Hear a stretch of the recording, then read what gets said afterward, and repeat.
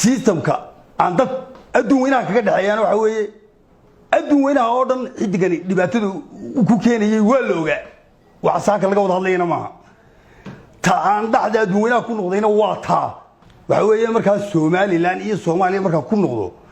xidigayga kuma heshiinayaan iyadoon xidigii waxba toonaan jirin halka ka wada hadlaan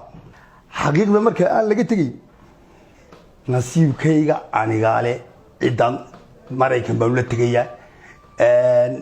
telefishinad baa la tagaya waxaan la tagaya haddaan doono Sacuudiga xor baan u hayday systemka adduunka ka dhaxayana waa taa aan ku sheegay